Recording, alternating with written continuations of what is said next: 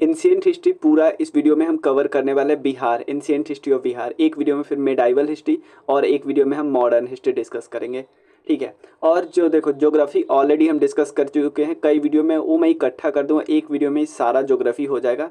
तो आपको ज़्यादा ढूंढना वूढना नहीं पड़ेगा, एक वीडियो में सारा एक एक टॉपिक कवर हो जाएगा, ठीक है। तो चलिए शुरू करते हैं। मेरा नाम धीरज है और आप लोग देख रहे हैं NCERT जोन।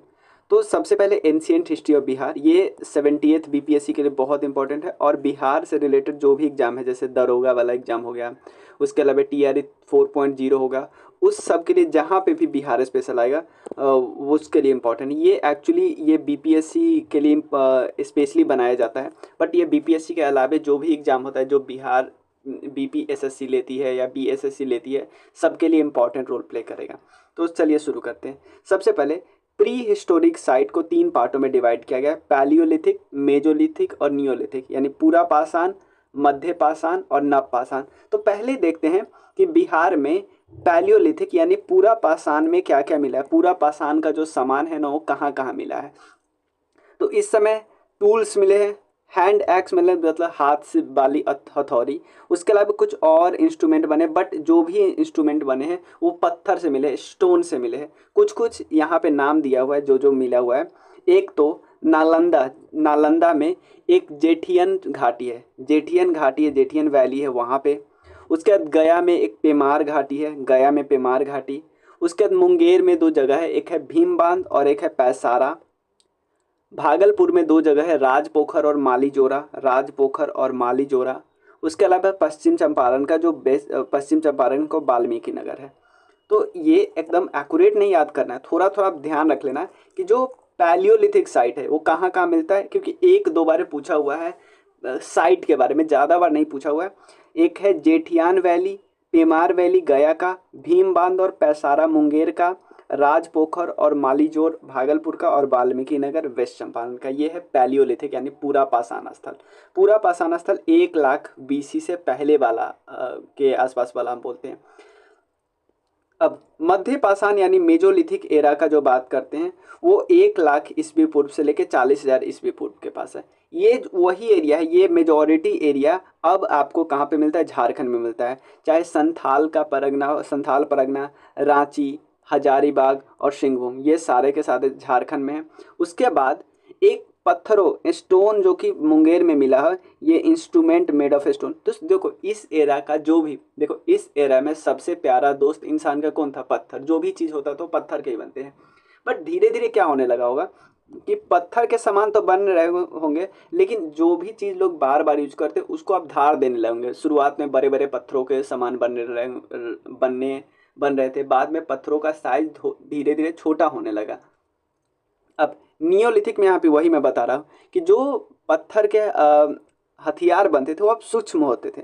पहले बड़े बड़े पत्थरों को उठा के मारा जाता था जानवरों को मारने के लिए, अब माइक्रो इंस्ट्रूमेंट बनने लगे, ठीक है। उसके अलावा बोन्स का यूज होने लगा। अभी तक यहाँ पे हम क्या क्या देख रहे हैं, यहाँ पे इंस्ट्रूमेंट क्या क्या देख रहे हैं, मेनली स्टोन का बना है, बट यहाँ पे थोड़ा बहुत बोन्स का यूज किया जाने लगा। 2 बहुत फेमस जगह है, देखो अब हर जगह दिया होगा, चिरांद जो कि सारण में मिलता है, चिरांद सारण में है। और एक है चेचर, चेचर कहाँ पे है, वैशाली में, चिरांद चेचर। ये तो याद है, ये क्वेश्चन पूछा हुआ है, प्रीवियस ईयर क्वेश्चन है। चिरांद में कौन सा मिला है, नियोलिथिक एरा में, नियोलिथिक एरा में बोन का टूल्स मिला है, समझ में है, नियोलिथिक एरा में। लेकिन जो टूल मिले हैं वो स्टोन नहीं, बोन के टूल मिले हैं। उसके बाद चेचर कहाँ पे है, वैशाली में, यहाँ पे मिला, ठीक है। उसके अलावा जगह कौन कौन है, तारादीह जगह है, सेनुवार और मनेर। यहाँ पे क्या क्या मिला याद रखो, यहाँ पे ब्लैक एंड रेड वेयर मिला है, जो काले और लाल बर्तन जो बनते थे ना उसके। उसके बाद ओचरे पेंटेड पॉटरी, यानी जो ना गिरुआ कलर जिसको नहीं बोलता है, जो ऑलमोस्ट पीला थोड़ा होता है, पीला, ठीक है, उसका वो कलर का पॉटरी मिला, मतलब मिट्टी के बर्तन। उसके अलावे स्पॉटेड वेसल्स, मतलब ऐसे बर्तन जो नहीं बोलते हैं, चितकबरा टाइप का नहीं होता है, जैसे जेवरा को नहीं बोला जाता है, कई सारे कलर का है, इस टाइप से बनाया जाता था वेसल्स। तो पेंटेड पॉटरी बन गया, औचरे कलर का painted pottery, black and red ware बन गया, ये हो गया चेचर, समझ गए, चिरांद और चेचर। आपसे ये भी पूछ सकता है कि नियोलिथिक साइट में कौन से ऐसे साइट थे जो बिल्कुल डेवलप्ड सेटलमेंट था, अच्छा सेटलमेंट था। उसमें चेचर, चेचर आपको पता है वैशाली में, वहाँ पे एक जगह था श्वेतपुर, वहाँ पे चिरांद सारण में है, तारादीह, मनेर और सेनुआर, ये जगह वो जगह था जो डेवलप्ड सेटलमेंट था। उसके बाद कुछ नियोलिथिक और टूल्स जो मिले, अभी देखो पहले माइक्रो इंस्ट्रूमेंट जो मिले हैं बोन के वो हमने दिखा दिया, चिरांद में क्या मिला, चेचर में क्या क्या मिल रहा था। उसका नियोलिथिक टूल्स कहाँ कहाँ मिल रहे थे, भीमबान जो कि कहाँ पे है, मुंगेर में। गया में जगह है केऊर, वहाँ पे। सेनुआर कहाँ पे, रोहतास में। सिंपल पूछेगा भाई सेनुआर लोकेशन आपने बिहार में सुना है, वो कहाँ पे, रोहतास में। चेचर एंड कुतुबपुर कहाँ पे, हाजीपुर में है। ये ऑलरेडी देखो पैसारा वाला वर्ड तो हमने ऑलरेडी डिस्कस किया, पैसारा जो कि मुंगेर में है, वहाँ पे भी अर्ली एज का भी और ओल्ड स्टोन एज का भी सामान मिला हुआ है। उसका रॉक पेंटिंग बिहार में कहाँ पे मिला, ये पूछा सकता है, नवादा, कैमूर और जमुई के हिल्स में रॉक पेंटिंग। उसका देखो चालकोलिथिक साइट यानी ताम्र, देखो इस युग में तांबा भी आ गया था प्लस पाषाण यानी पत्थर भी था, तो ताम्र और पाषाण दोनों था। लिथिक का मतलब होता है स्टोन, तो यहाँ पे तांबा भी था और प्लस स्टोन भी था, दोनों। अब यहाँ पे वही जगह है, तारादीह, चिरांद, चेचर, मनेर, सोनपुर और वैशाली, तो इसमें बहुत ज़्यादा याद आपको रखने की ज़रूरत नहीं है। उसके बाद कई सारे जो इस समय के लगभग 2000 बीसी से 700 बीसी के बीच के सामान मिडिल गंगा प्लेन से डिस्कवर हुए थे। जगह कौन कौन है, चिरांद जो कि सारण में है, मनेर पटना में है, ये याद रख सकता था, ओनप और चंपा भागलपुर में है। उसके बाद है चेचर और कुतुबपुर वैशाली में है, सोनपुर सारण में है और तारादी गया में है। ठीक है, उस समय यहाँ पे देख सकते हो ब्लैक एंड रेड वेयर मिलते थे, कॉपर वेयर मिलते थे, ब्लैक एंड रेड वेयर, ये हमने उसमें भी सुना है, इंडस वैली सिविलाइजेशन में भी ब्लैक एंड रेड वेयर बर्तन मिलते थे। देखो हमें ये तो पता है ना, हिस्ट्री को 3 भाग में डिवाइड करता है, प्री हिस्ट्री, प्रोटो हिस्ट्री और हिस्ट्री। प्री हिस्ट्री का मतलब है उस समय का कुछ लिखा उखा हमें कुछ मिला ही नहीं। प्रोटो हिस्ट्री का मतलब लिखा हुआ मिला है बट उसको हम डिसाइफर नहीं कर पाए, like Indus valley civilization. History का मतलब है मिला भी है और डिसाइफर भी हमने कर लिया, लाइक मॉडर्न वाला एरा का, तो जेम्स प्रिंसेप ने डिसाइफर किया था ना सबसे पहली बार। तो हिस्टोरिक पेज जब भी बोलेंगे तो उसका मतलब ये वो समय है जब रिटन इंस्क्रिप्शन भी मिला और फिर उसको पढ़ा भी गया है, डिसाइफर भी कर लिया गया। तो सबसे पहले ये हिस्टोरिक एज का है, तो सबसे पहले आर्किटेक्चर की बात करेंगे, फिर इंस्क्रिप्शन जो मिला है। सबसे पहले आर्किटेक्चर में क्या क्या है, मॉडर्न पीरियड में एक हमें 80 पिलर का हॉल मिला, कहाँ पे, कुम्हरार पटना में। समझ में आया, कुम्हरार जो पटना में है वहाँ पे 80 पिलर हॉल का एक खंडहर मिला है। समझ में आया, मौर्य काल का, ये पूछा सकता है, पूछा भी है कि 80 पिलर हॉल किस एरा का है, मॉडर्न एरा का है। इसको किसने खुदाई की थी, याद रखना, स्पूनर ने, एल्टेकर ने और मिश्रा जी ने। उसके अलावा अशोका का जो पॉलिश, इस तरह का पॉलिश पिलर बनाता था ना वो अशोका का, वो वैशाली से डिस्कवर हुआ है, लौरिया अरेराज और एक लौरिया नंदनगढ़ है और रामपुरवा जगह से है। वैशाली, लौरिया अरेराज, लौरिया नंदनगढ़, रामपुरवा, ये हमको डिटेल में डिस्कस करेंगे कि कौन से पे बुल का बनाया था, बुल का कैपिटल था, कौन सा लायन था, ये सब जब मौर्यन एरा वाला चैप्टर डिस्कस करेंगे तब डिस्कस करेंगे। और उसके अलावा ये क्वेश्चन पूछा जा सकता है, कुषाण पीरियड का मॉन्यूमेंटल बिल्डिंग का, कुषाण पीरियड का आपको कहाँ पे रिमेन्स मिला, ये चिरांद में यानी सारण में। उसके अलावा पाला और सेना स्कूल का जो आर्ट है ना वो कहाँ पे फ्लोरिश था, गया में, नालंदा में और नवादा में। गया, नालंदा और नवादा। अब इंस्क्रिप्शन डिस्कस करते हैं। अभी तक हमने आर्किटेक्चर डिस्कस किया, कहाँ कहाँ, एक 80 पिलर का हॉल मिला था कुम्हरार पटना में। उसके अलावा पॉलिश पिलर वैशाली, लौरिया अरेराज, लौरिया नंदनगढ़, रामपुरबा में। उसके अलावा कुषाण पीरियड का भी चिरांद में मिला है और पाला सेना स्कूल आर्ट भी गया, नालंदा और नवादा में फ्लोरिश हुआ था। अब देखो यहाँ पे क्या है, इंस्क्रिप्शन मिले हैं, तो सबसे पहले हमने देखा है स्टोन पे क्या क्या मिले हैं, उसके बाद कॉपर प्लेट पे क्या क्या मिले हैं और कुछ अन्य है, अदर इम्पॉर्टेंट है। तो सबसे पहले हम डिस्कस करते हैं कुछ स्टोन पे जो मिले हैं, स्टोन। तो सबसे पहले इंस्क्रिप्शन जो मिला है वो अशोका के समय का है, और इंस्क्रिप्शन आपको पता है ना, पिलर जो पॉलिश पिलर था उस पर इंस्क्रिप्शन मिलता था, तो लौरिया अरेराज में, ठीक है ना। उसके बाद है नंदनगढ़, लौरिया नंदनगढ़ और रामपुरबा में। किस भाषा में लिखी थी, ये इंपॉर्टेंट है। ब्राह्मी स्क्रिप्ट में लिखी थी और प्राकृतिक लैंग्वेज में। लिपि ब्राह्मी था, लिपि ब्राह्मी था और भाषा कौन सा था, प्राकृत। और एक किसके काल का है, अशोका के काल का है। मौर्य में भी थर्ड जो किंग थे अशोका, उनके समय का था। नेक्स्ट इंस्क्रिप्शन क्या मिला है, inscription of Mauryan king, Maurya के किंग थे, मौर्य के किंग थे एक दशरथ, उनका मिला है नागार्जुनी हिल्स पे, नागार्जुनी हिल्स पे। और इसमें बताता है कि वो पैट्रोनेज करते थे, मतलब आजीविका की। अगला जो कुछ कॉपर प्लेट इंस्क्रिप्शन मिले, कॉपर प्लेट इंस्क्रिप्शन वो कहाँ कहाँ मिला है, एक तो गया और नालंदा में मिला है। उसके अलावा जो सिक्का मिला है, सिक्का गया और नालंदा में कॉपर प्लेट इंस्क्रिप्शन मिले हैं। उसका सिक्का मिला है वैशाली से और नालंदा से। और ऐसा बताया जा रहा है कि ये सारा किस पीरियड से बिलोंग करते थे, गुप्ता पीरियड से। यानी गुप्ता पीरियड से, गुप्ता के पीरियड के आसपास वाला गया और नालंदा से कॉपर प्लेट इंस्क्रिप्शन मिला और सिक्का मिला वैशाली से और नालंदा से मिला। उसके अलावा बोध गया से इंस्क्रिप्शन मिला और वहाँ पे बोला जाता है कि एक श्रीलंकन मॉन्क थे महामना टू, ये एसोसिएटेड थे बोध गया से। मे भी इनके बारे में ये कहीं आए होंगे तो उनसे रिलेटेड है। उसके अलावा कॉपर प्लेट पे लैंड चार्टर लिखा होता था, ये बताता है समाज के socio economic and administrative condition किस एरा के बारे में बताता है, पाल जो रीजन है ना उसके बारे में बताता है। उसके बाद कॉपर प्लेट इंस्क्रिप्शन नालंदा में मिला जो कि किंग धर्मपाल के समय का था। उसके अलावा नालंदा और मुंगेर में जो कॉपर प्लेट इंस्क्रिप्शन मिला वो देवपाल के समय का था। उसके अलावा भागलपुर में मिला वो नारायण पाल के समय का था। उसके बाद भागलपुर में भानगर जो कॉपर प्लेट इंस्क्रिप्शन मिला भानगर में वो विग्रह पाल के समय का था। तो सारा जो था वो पाल डायनेस्टी का था। ध्यान देना, धर्मपाल वाला कहाँ पे मिला, नालंदा में। देवपाल वाला नालंदा और मुंगेर में। उसके अलावा नारायण पाल वाला भागलपुर में।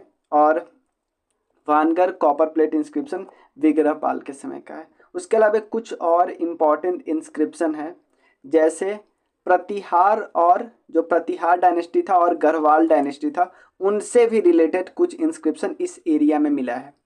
उसके अलावा मनेर में जो गढ़वाल वाला प्लेट मिला है, गढ़वाल वाला प्लेट जो मिला मनेर में, वो बताता है कि पटना में उस समय रेवेन्यू सिस्टम कैसा चलता था।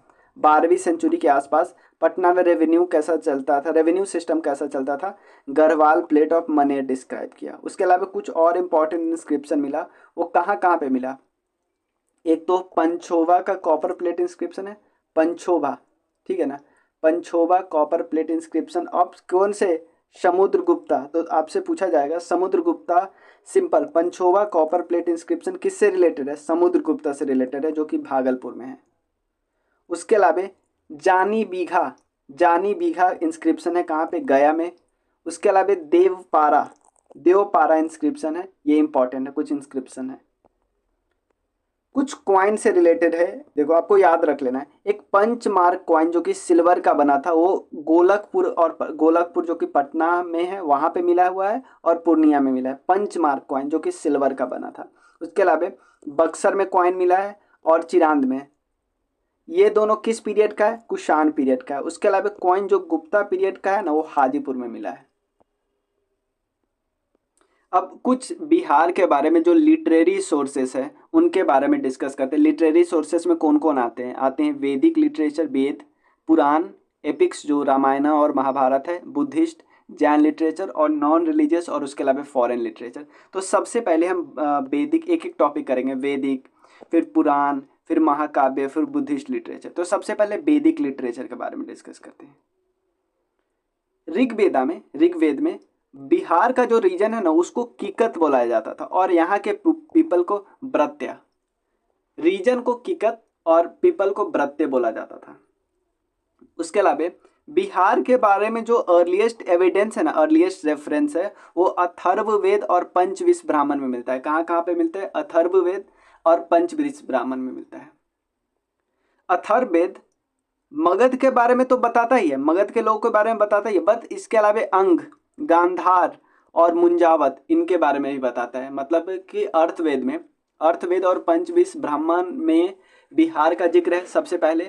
उसके अलावा ऋग्वेद में भी बिहार का जिक्र किया गया है। इस क्षेत्र के लोगों, क्षेत्र को कीकत और लोगों को ब्रत्य बोला जाता था। उसके अलावा आर्यवेद मगध के अलावे अंग, गांधारी और मुंजावत के बारे में भी जिक्र किया है। आर्यन लोग क्या हुए, आर्यन लोग लेटर वैदिक एरा में, क्योंकि वैदिक एरा 1500 बीसी से 1000 बीसी के आसपास है, तो लेटर वैदिक एरा में आर्यंस लोग इस बिहार भारत के ईस्टर्न पार्ट में मूव करने लगे। पहले सिंधु नदी के किनारे थे, ईस्टर्न पार्ट में गंगा रिवर के तरफ जाने लगे।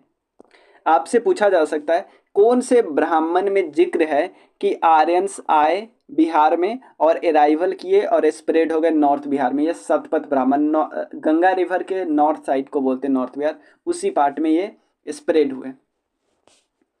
According to Satpat Brahman, there was well-established Aryan civilization beside the Ganga in Bihar, which was known as Kingdom of Videha। मतलब क्या नाम बोला जाने लगा, विदेह किंगडम, क्योंकि वो गंगा रिवर के नॉर्थ में स्प्रेड कर रहे थे। लेटर वैदिक एरा में Janak dynasty was replaced by small independent territories which form republic called Janapada. Some Janapada combined to form महाजनपद।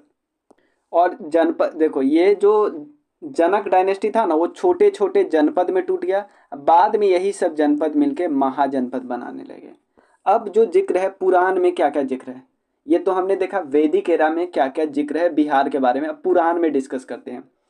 देखो, रेफरेंस ऑफ बिहार विष्णु पुराण में, वायु पुराण में और मत्स्य पुराण में, इन सब जगहों पे जिक्र मिलता है बिहार का। सबसे पहले विष्णु पुराण में मौर्य डायनेस्टी का जिक्र मिलता है, वायु पुराण में गुप्ता डायनेस्टी का जिक्र मिलता है, वायु पुराण में, मत्स्य पुराण में शुंग डायनेस्टी का जिक्र मिलता है।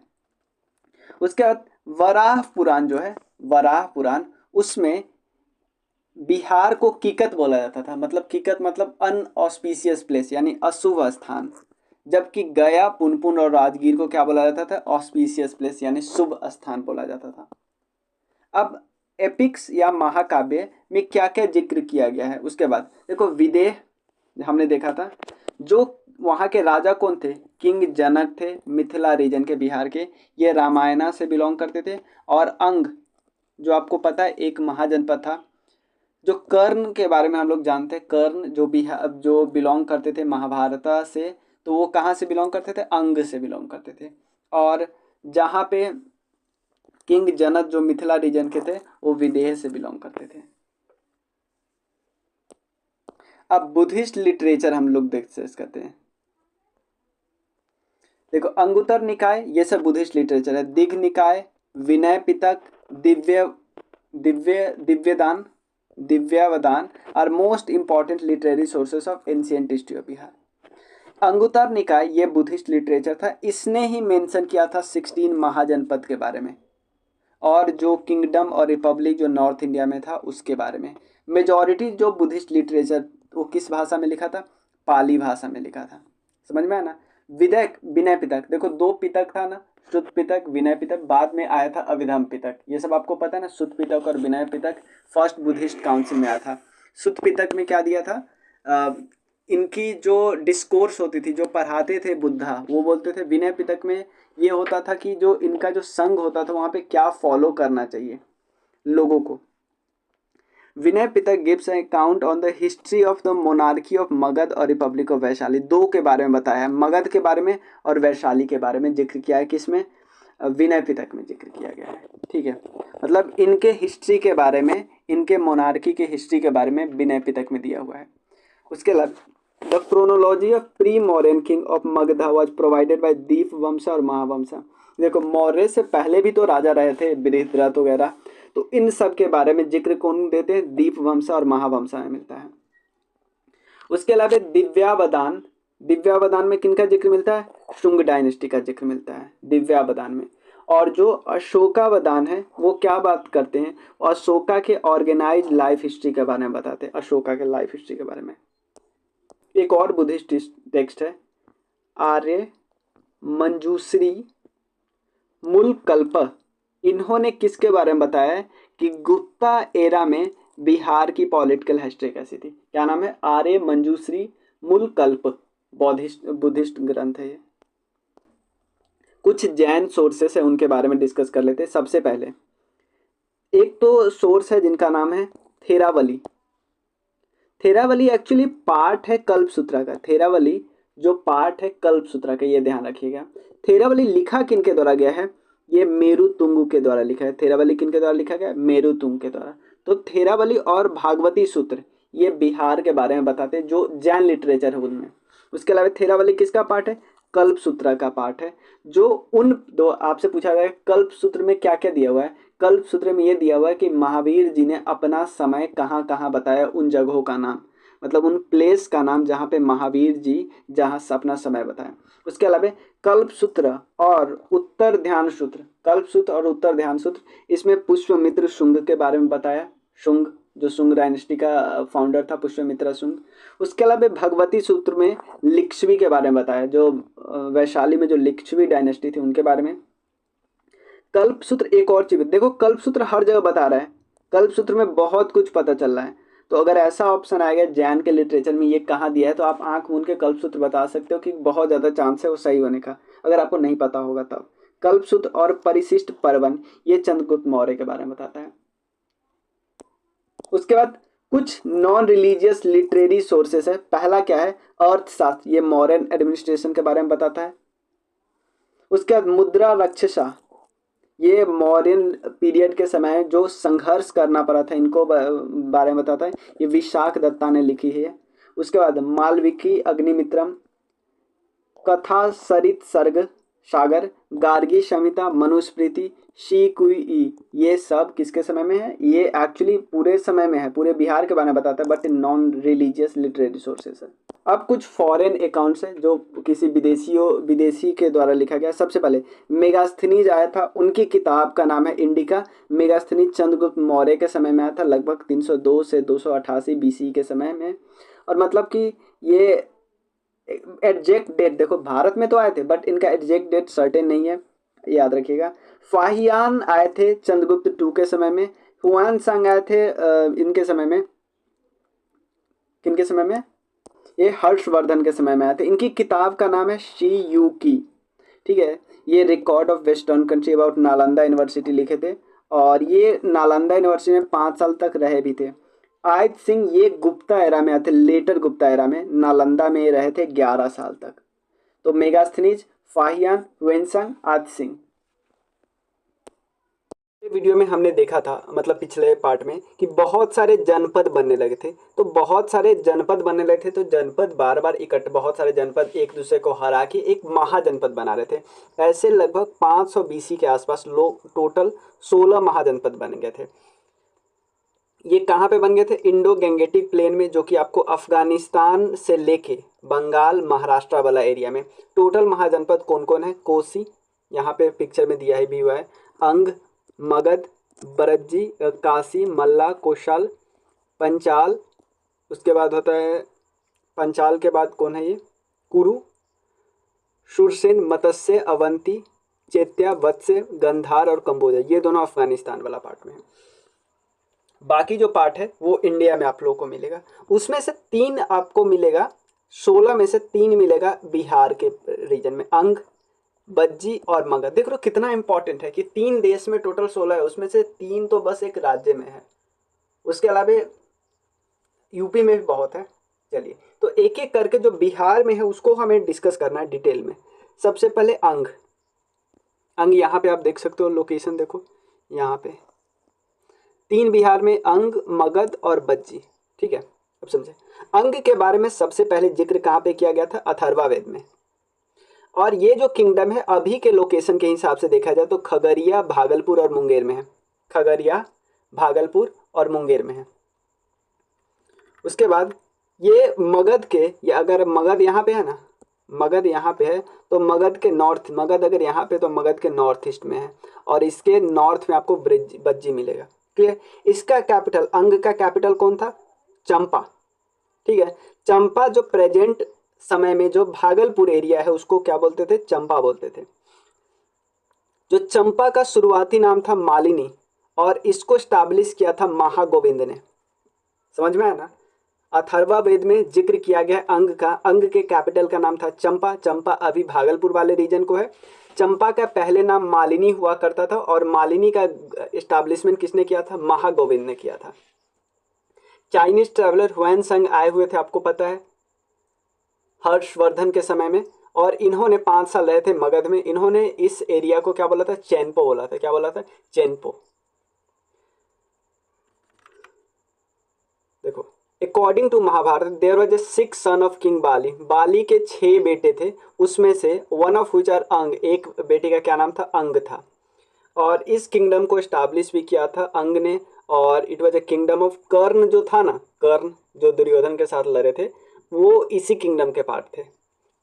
अंग के जो पहले किंगडम थे, अंग के तितिक्षु थे। अंग के पहले राजा, अंग किंगडम का पहले राजा कौन था? तितिक्षु। उसके बाद लास्ट 3 किंगडम जो इंडिपेंडेंट अंग के थे, जिसका नाम क्या था? दथी दादी वाहन, उसके अलावा थे द्रद वर्मन और उसके बाद थे ब्रह्मदत्त। बाद में, क्योंकि आपको पता है सबको तो बाद में मिलना है मगध में ही, तो ये बाद में किस में मिल गया? मगध में मिल गया। बिंबिसार ने ब्रह्मदत्त को मारा, बिंबिसार ने ब्रह्मदत्त को मारा, और ये लास्ट अंग किंगडम के लास्ट राजा कौन थे? ब्रह्मदत्त थे। और ये अंग को मर्ज कर लिया मगध में। तो एक बार रिवाइज कर लेते हैं। अथर्ववेद में पहले जिक्र है, खगड़िया, भागलपुर और मुंगेर वाला जो प्रेजेंट एरिया है उसमें है। कैपिटल है चंपा।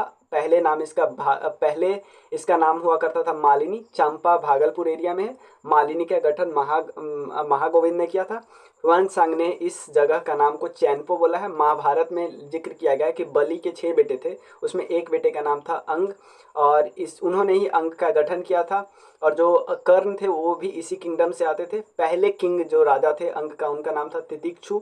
और लास्ट 3 था, मतलब लास्ट राजा याद रखो ब्रह्मदत्त। ब्रह्मदत्त को बिंबिसार जी ने मार दिया, बिंबिसार ने मारा, और उसके बाद वो अंग को मर्ज करवा लिए मगध में। ठीक है, आगे बज्जी या ब्रिज्जी जो बोलते हैं, ये इतना इम्पोर्टेंट था और इतना ताकतवर था कि इसको हराने के लिए बहुत ज़्यादा समय लग गया मगध को। सबसे पहले इसके कैपिटल का क्या नाम था? वैशाली। ठीक है ना, इसको बज्जी और ब्रिज्जी भी बोला जाता था। पानिनी इसको यूज करते थे, ब्रिज वो जो वर्ड था ना, और या बज्जी, पानिनी वो इनको यूज करते थे। ये संस्कृत ग्रामर के बहुत ही महानायक थे, ऐसे आप बोल सकते हो। तो वज्जी किंगडम किस किस एरिया में फैला था? चंपारण में, अभी वाले चंपारण, सारण, मुजफ्फरपुर, सीतामढ़ी और दरभंगा डिस्ट्रिक्ट में फैला था। बज्जी में टोटल 8 कॉन्फेडरेटेड क्लेन था। बज्जी में टोटल 8 कॉन्फेडरेटेड, यानी जो संघबद्ध क्लेन था ना, संघ वाला था क्लेन है। लेकिन उसमें 3 बहुत ज़्यादा इंपॉर्टेंट था। वैशाली लिक्ष्वी उसको भी बोलते हैं, उसमें लिक्ष्वी आता है। विदेह और ज्ञानंत्रिका क्लेन। ठीक है, वैशाली, विदेह और ज्ञानंत्रिका, ये 3 बहुत इंपॉर्टेंट थे। एक एक करके डिस्कस करते हैं। वैशाली एक इंडिपेंडेंट क्लेन था। ये गंगा रिवर के नॉर्थ में आपको अभी भी है, बिहार में कुछ रीजन इसका आप नेपाल में भी मिलता है, बट इसका कैपिटल कौन था? वैशाली। इन वैशाली का नाम महाभारत के किंग विशाल पे पड़ा है। ठीक है, और ये बहुत इंपॉर्टेंट सेंटर था बुद्धिज्म का, और इसका हेड क्वार्टर है, मतलब ये बज्जी रिपब्लिक में 8 क्लेन है ना, पूरे बज्जी का हेड क्वार्टर कौन आपको बोल सकता है? पूरे बज्जी का हेड क्वार्टर वैशाली था। बहुत सारे जैन लिटरेचर ने डिस्क्राइब किया था लिच्छवी के बारे में, बहुत सारे जैन लिटरेचर। वैशाली को बोला जाता है कि दुनिया का पहला रिपब्लिक, और यहाँ पे इलेक्टेड असेंबली था ऑफ रिप्रेजेंटेटिव। कौटिल्य जो उनकी किताब थी अर्थशास्त्र, उन्होंने ट्राइबल कॉन्फेडरेशन जो वैशाली का था उनके बारे में बात किया था कौटिल्य ने। आदिवासी जो संघ था ना उसके बारे में बात किया था। उसके अलावा बुद्धिस्ट जो टेक्स्ट है जिनका नाम है महापरिनिर्वाण सुत्ता, क्या नाम है? महापरिनिर्वाण सुत्त, उनमें बोला गया है कि जो वैशाली के लोग हैं वो क्षत्रिय है, बट जो मनुस्मृति उन्होंने बोला है कि यहाँ के लोग व्रत्य क्षत्रिय है। क्या है? व्रत्य क्षत्रिय है। किन्होंने महापरिनिर्वाण सुत्त में क्या बोला गया? क्षत्रिय है, और इनको बोला गया व्रत्य क्षत्रिय है। लॉर्ड महावीर जी की जो माँ थी त्रिशला, ये जो वैशाली के राजा चेतक थे ना वैशाली के राजा, उनकी बहन थी। यानी त्रिशला जो लॉर्ड महावीर की माँ थी वो चेतक की बहन थी। और जो चेतक के बेटे थे, चेतक की बेटी, उनका नाम था चेलना, उन्होंने उसकी शादी करवाई थी बिंबिसार के। मतलब चेतक ने बहन की शादी लॉर्ड महावीर की, मतलब बहन की शादी लॉर्ड महावीर के पापा से कराई थी, ऐसे बोल सकते हो। और बेटी की शादी किससे कराई थी? बिंबिसार से करवाई थी, चेलेना की शादी। वैशाली को अजातशत्रु ने कॉन्कर कर लिया और फिर मगध में मिला लिया। नेक्स्ट विदेह मिथिला, इसका जगह क्या है? गंगा साइड के नॉर्थ साइड, ये भी है, वैशाली भी था। ये नॉर्थ बिहार में कुछ इसका पार्ट है और कुछ पार्ट आपको जो पूर्वी वाला तराई है ना नेपाल का, वहाँ पे मिलता है। पहला कैपिटल इसका क्या है? जनकपुर इसके कैपिटल का नाम है। ये अब नेपाल में, ध्यान देना, नेपाल में है। और सबसे पहले अंग का सबसे पहले अथर्ववेदा में जिक्र किया था। इसका सबसे पहले जिक्र कहाँ पे हुआ था? यजुर्वेदा में। विदेह का जिक्र आपको रामायण में भी मिलेगा और महाभारत में भी मिलेगा। इस किंगडम को स्टार्ट किया था इस इक्ष्वाकु जो के पुत्र थे ना, निमि विदेह, उन्होंने किया था। इक्ष्वाकु के सन निमि विदेह ने किया था। और जो मिथिला जनक विदेह थे, ये अगले किंग थे जिन्होंने स्टैब्लिश किया मिथिला को। हिंदू गॉडेस जो सीता जी है, वो विदेह की प्रिंसेस थी। ये राजा जनक जो थे ना, राजा जनक जो विदेह के, उनकी बेटी थी। ज्ञानंत्रिका, देखो महावीर जैन जो थे ज्ञानंत्रिका क्लैन से आते थे। इनके फादर ज्ञानंत्रिका क्लैन के हेड थे और उनकी जो माँ थी वो लिक्ष्वी प्रिंसेस थी। आपको पता था ना, लिक्ष्वी जो राजा थे चेतक, उनसे शादी हुई थी इनके पापा की। अब देखो मगध, मगध का लोकेशन देखा जाए तो ये उत्तर में गंगा, दक्षिण में विंध्यन, चंपा इस साइड में ईस्ट में, और वेस्टर्न साइड में सोन, इसी एरिया में। इसका शुरुआती कैपिटल क्या हुआ करता था? गिरिवराज या राजगीर। ये पांचों साइड से हिल से घेरा है। बाद में इन्होंने अपना कैपिटल कहाँ पे शिफ्ट कर लिया? पाटलिपुत्र में। पहली बार मगध का जिक्र कहाँ पे किया गया है? अथर्ववेद में।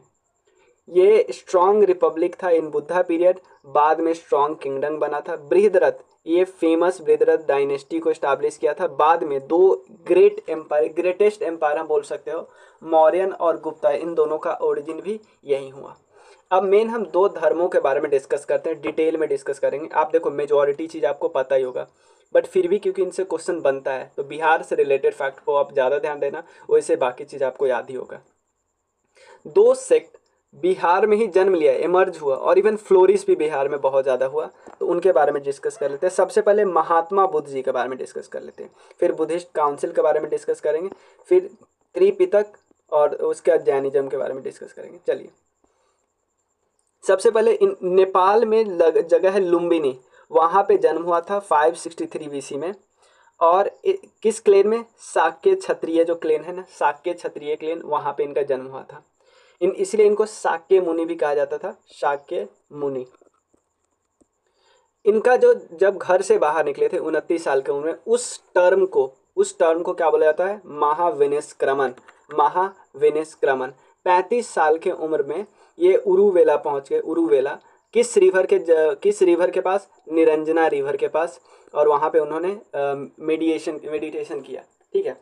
उसके बाद उनको एनलाइटमेंट मिला 528 बीसी में। पीपल ट्री जो बोधि ट्री है उनके पास, बोध गया में। बाद में वो ज्ञान की प्राप्ति होने के बाद बुद्धा बने। अब देखो दो और टर्म है, तीन टर्म बहुत इंपॉर्टेंट है। एक महाविनिष्क्रमण, जब वो घर से निकले, अब उनको ज्ञान की प्राप्ति हो गई तो उनको निर्वाण बोल सकते हो, सॉरी ज्ञान की प्राप्ति को नहीं, इनलाइटनमेंट बोल सकते, इनलाइटनमेंट। थर्ड है धर्म चक्र परिवर्तन, जब उन्होंने पहली बार उपदेश देना शुरू किया था। जिस समय पहले उपदेश देना शुरू किया उसको बोलते हैं धर्म चक्र परिवर्तन। पहली बार उपदेश कहाँ पे दिया? सारनाथ में। और लास्ट बार उपदेश कहाँ पे दिया? वैशाली में। महापरिनिर्वाण कहाँ पे हासिल की? कुशीनगर में। तो कुशीनगर मल्ला जो एक महाजनपद था उसका कैपिटल था, यूपी में। 4 बुद्धिस्ट काउंसिल हुआ था। एक हुआ था जब उनके मृत्यु के बाद 483 बीसी में, उसके 100 साल बाद 383 बीसी में, 250 बीसी में, और एक और हुआ था जो एडी में हुआ था 78 एडी में। तो आप देखो करवाए कौन थे? पहले के प्रेसिडेंट थे महाकश्यप, फिर सबाकमी, फिर मोगाली पुतिशा, फिर वसुमित्र। ये याद रखना है। राजा का क्या नाम था उस समय? पहली बार राजा का नाम था अजात शत्रु, ठीक है ना। सेकेंड राजा का नाम क्या था? काल अशोक। थर्ड का अशोक, फोर्थ का कनिष्क। ये हमें याद रखना है। उसके बाद अब देख लेते हैं, पहला हुआ कहाँ पे था? राजगीर में हुआ था। सेकेंड कहाँ हुआ था? वैशाली में। थर्ड पाटलिपुत्र में। फोर्थ कुंदग्राम में हुआ था। तो अब हम डिस्कस कर लेते हैं फर्स्ट बुद्धिस्ट काउंसिल राजगीर में हुआ, किनके पैट्रोनेज में, कौन राजा थे उसमें, अजात शत्रु राजा थे। और मॉन्क कौन थे जिन्होंने प्रेसाइड किया, मैंने बता दिया महाकश्यप। और इस काउंसिल में दो चीज़ का बहुत जिक्र किया गया।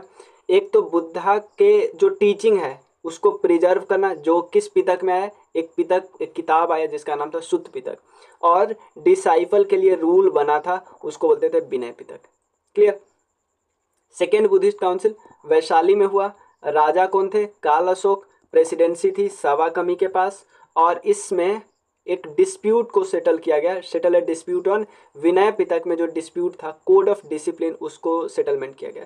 थर्ड बुद्धिस्ट काउंसिल कहाँ पे हुआ, पाटलिपुत्र में हुआ, अशोका राजा थे, उसके बाद मोगालीपुत्तिशा प्रेसाइड किया था। इस समय थर्ड पिटक आया अभिधम पिटक, ठीक है।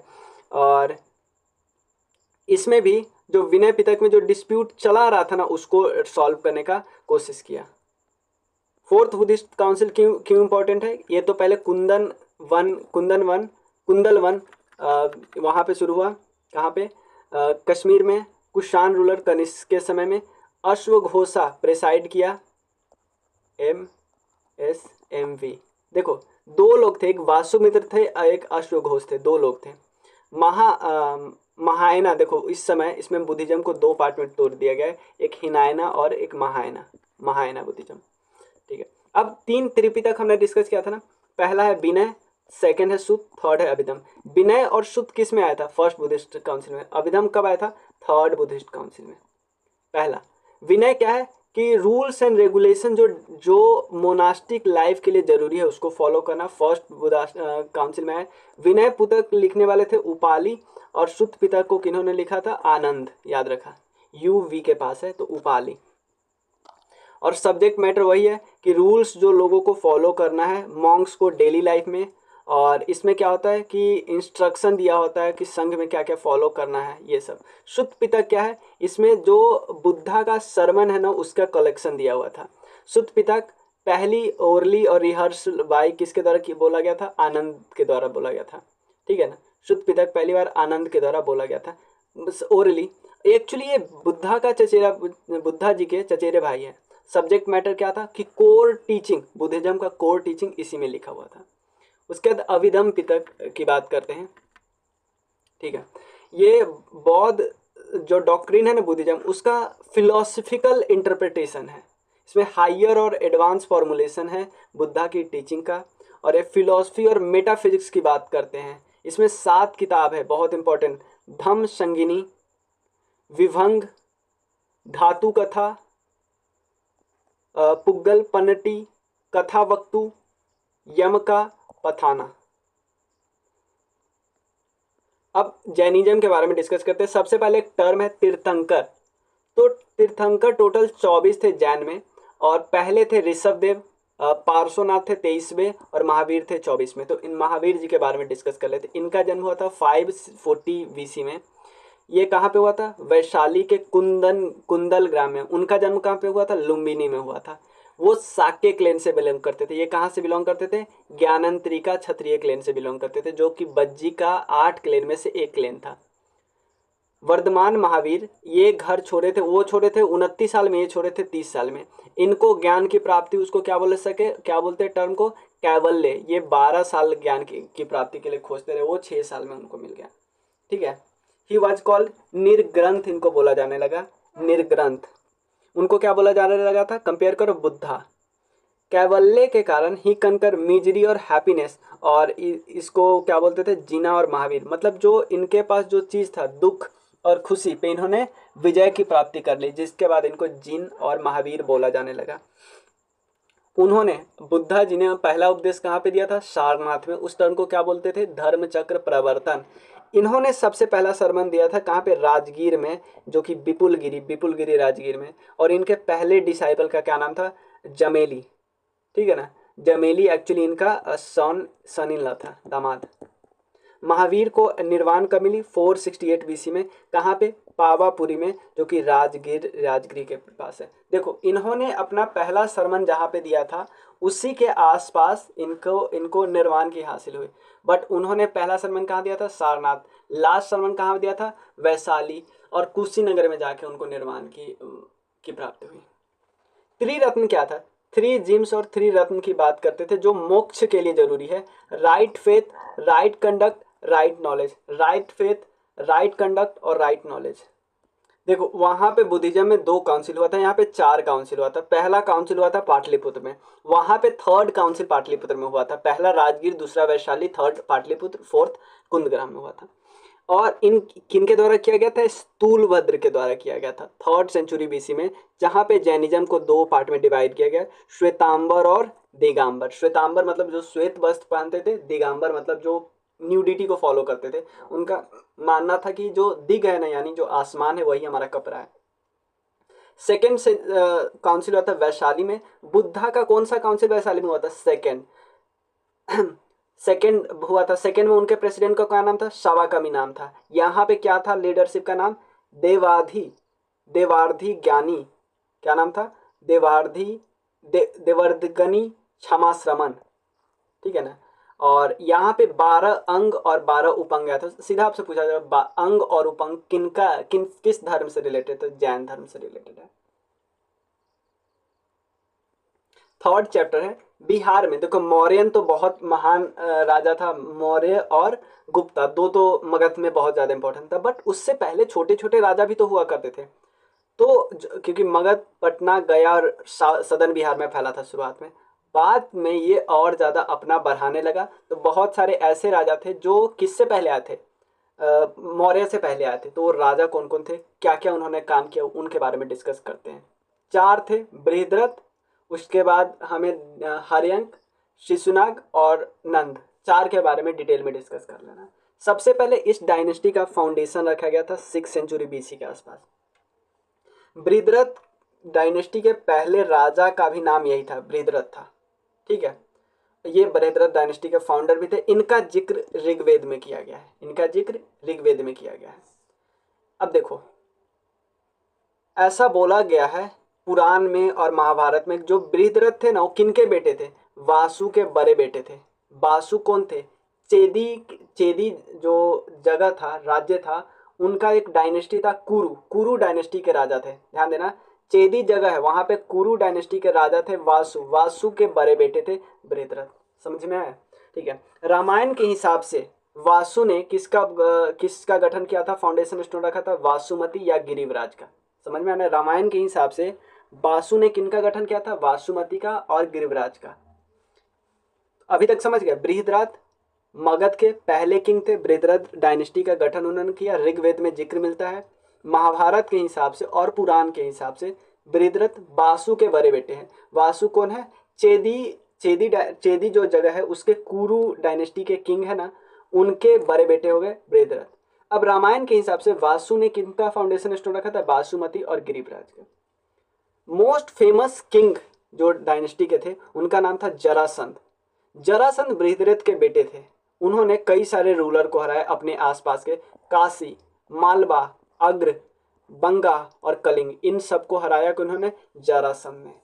महाभारत के हिसाब से जरासंध की हत्या किन्होंने की? भीम ने की। कैपिटल क्या था? गिरिवराज, राजगीर। और Jarasandh was succeeded by Sahadev. Jarasandh को सक्सीड किन्होंने किया? सहदेव। और लास्ट राजा कौन थे? रिपुंजय इस वंश के लास्ट राजा थे। पुराण के हिसाब से प्रयोदत डायनेस्टी ने बृहद्रथ को सक्सीड किया। इसके बाद कौन सा डायनेस्टी है? प्रयोदत डायनेस्टी है। बट ये छोटे छोटे राजा थे, इसलिए उनको ज़्यादा करने की जरूरत नहीं। अब हम डिस्कस कर लेते हैं हर्यंक डायनेस्टी। पहले राजा का नाम था बिंबिसार। ठीक है ना। इन्होंने अपना कैपिटल कहाँ पे बनाया? राजगीर, गिरिवराज में। ये बुद्धा के कंटेम्प्ररी थे, याद रखना, बुद्धा के कंटेम्प्ररी थे। बुद्धिस्ट एक टेक्स्ट है महावंशा। इनके हिसाब से बिंबिसार का अपॉइंटमेंट किंग के रूप में उनके फादर ने किया, और इनका नाम क्या रखा था? भातिया। मतलब फादर का नाम था भातिया, और इनका उम्र क्या था उसमें? 15 साल। समझ में आया? देखो बुद्धा टेक्स्ट के हिसाब से इनके पापा, जिनका नाम था भट्टिये भी बोलते हैं, उन्होंने इनको राजा बनाया 15 साल जब इनका उम्र था। किस टेक्स्ट में मिलता है? महावंशा में। जैन टेक्स्ट में इनको क्या बोला गया है? श्रेनिक। जैन टेक्स्ट में इनको क्या बोला गया है? श्रेनिक। ठीक है। उसके बाद इन्होंने अपने बाउंड्री को बढ़ाने के लिए 2 तरीका अपनाया, या तो शादी कर लो या तो हरा दो उसको। तो कई जगह को इन्होंने शादी करके मतलब लिया। जैसे मान लो एक एरिया में इन्होंने शादी किया तो बाउंड्री तो फिक्स हो गया क्योंकि रिश्तेदार हो गए, मतलब यहाँ से इनके ऊपर अटैक नहीं किया जा सकता है। और कुछ जमीन इनको डाउरी में भी मिलेगा, ये भी हो सकता है ना। यही इन्होंने किया। सबसे पहले इनकी जो पहली पत्नी थी कौशल, ठीक है ना, ये कौशल की प्रिंसेस थी और प्रसेनजीत की बहन थी। क्या हुआ, इनकी कौशल देवी, इनकी मतलब इनकी पत्नी का नाम था, ये कौशल के राजा प्रसेनजीत की बहन थी। तो ऑब्वियसली कौशल के राजा प्रसेनजीत इनसे काफी करीब आ जाएंगे, तो कौशल और मगध में अब दोस्ती हो गई।